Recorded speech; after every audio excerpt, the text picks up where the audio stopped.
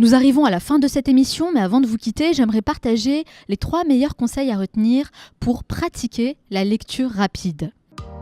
Conseil numéro 1, mettez-vous en condition. On a souvent tendance à jongler entre plusieurs activités sans se donner le temps de souffler et de faire le vide. Si vous souhaitez vraiment pratiquer la lecture rapide, il faut d'abord vous accorder un temps de repos avant d'ouvrir votre livre. Prenez simplement 5 minutes pour respirer et vous mettre dans les meilleures conditions possibles afin d'optimiser votre concentration et votre attention. Si vous sortez du bureau et que vous enchaînez directement avec la lecture, eh bien vous risquez de repenser à ce qui s'est passé dans la journée et donc vous ne serez pas totalement présent. C'est aussi ça, vivre le moment présent. Il faut se mettre en condition pour être concentré à 100% dans ce que l'on fait. Conseil numéro 2, lire avec un stylo.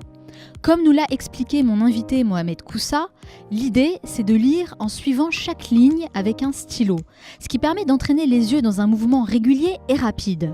On se crée ainsi un guide visuel, ce qui accroît de manière spectaculaire la vitesse de lecture. Il faut savoir que lorsque vous lisez habituellement, vos yeux reviennent en arrière dans le texte, donc il faut perdre cette habitude et avec cette technique du stylo, le mouvement de vos yeux sera plus fluide, il y aura moins de saccades et de régression. Grâce à cette méthode et avec un peu d'entraînement, vous allez pouvoir doubler votre vitesse de lecture. Conseil numéro 3, fixez-vous un objectif. Avant même de commencer une lecture, définissez un objectif précis. Autrement dit, sur quelle thématique vous souhaitez faire le focus? Quelle est la chose la plus importante pour vous que vous aimeriez apprendre, approfondir et retenir à la fin de cette lecture? En déterminant votre objectif, vous allez faire le tri et concentrer votre attention uniquement sur les informations qui vont vous aider à atteindre cet objectif. Vous allez pratiquer ce qu'on appelle la lecture active. Dans un livre pratique, on a souvent beaucoup d'enseignements, mais on retient très peu d'informations au final à cause de notre concentration qui se disperse et c'est tout à fait normal.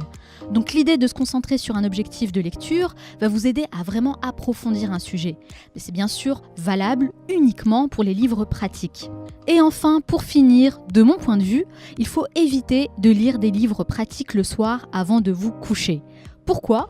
Parce que quand on lit un livre pratique, on ingurgite beaucoup d'informations qui nous poussent à réfléchir. Sauf que ce n'est pas forcément le meilleur moment de la journée pour le faire. J'en parle par expérience.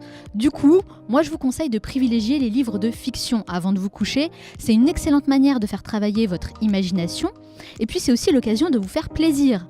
Manga, romans policiers ou de science-fiction, faites-vous plaisir et accordez-vous ce vrai moment de détente avant de dormir.